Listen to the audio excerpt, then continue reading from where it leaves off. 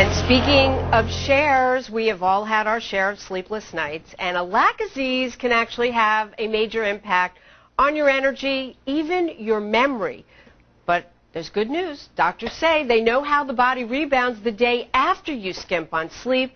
Fox News medical contributor Dr. Mark Siegel is joining us now. Doc, always good to see you. Good morning, especially when you could tell me how I feel better when I've only had 4 hours of sleep.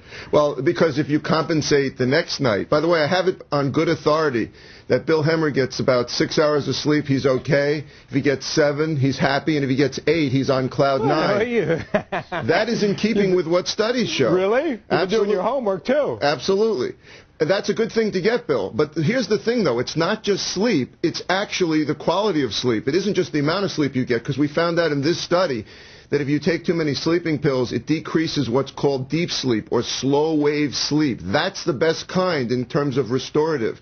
And Jamie, what actually occurs is the night after you don't get enough sleep, if you have to get here very early in the morning, if you don't get enough sleep and you compensate the next night, your body knows this and it gives you more of this slow wave activity sleep, which helps you perform functions, it helps you to think more clearly, and basically it involves the higher centers of the brain. So this is a very, very good thing to know, because a lot of people think, uh-oh, I missed a night of sleep. It's gone. It's not true. The next night you can compensate. Well, they always say you can't catch up, but this is the University of Texas Southwestern, very reputable medical center.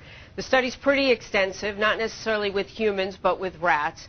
And you bring up a really good point, Doc, because a lot of people are relying on sleeping pills these days, this whole Ambien generation, as I like to call it.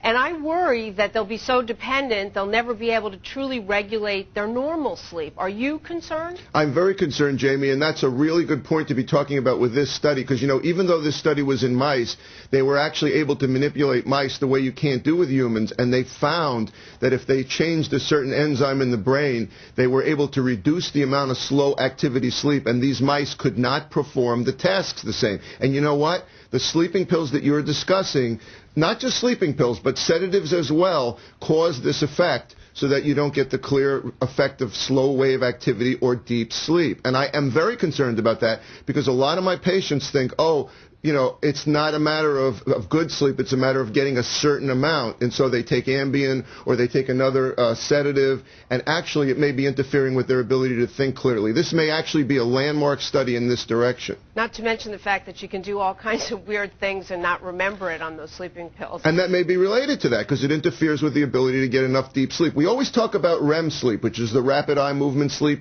That's the sleep when you dream, and that's important too, but deep sleep is restorative and may even be more important. Doc, let me ask you about what to do if you do lose that night's sleep and you can't catch up right away. What is your prescription for people who have a bad night's sleep? Well, and so it feeds right into what this study is saying. You know, you can learn techniques to sleep better that don't necessarily involve taking a prescription medication. You got to get into a certain routine that you know works for you, something to slow down the brain, certain ritualistic activities. I always fill lineups in my head, baseball lineups, especially with baseball season coming. You go into a dark room. You don't eat close to when you get to bed. You use the bed for sleep mainly. You turn off the TV. You really get some time to calm down and go to sleep. This is the main thing. You have to have a proper routine.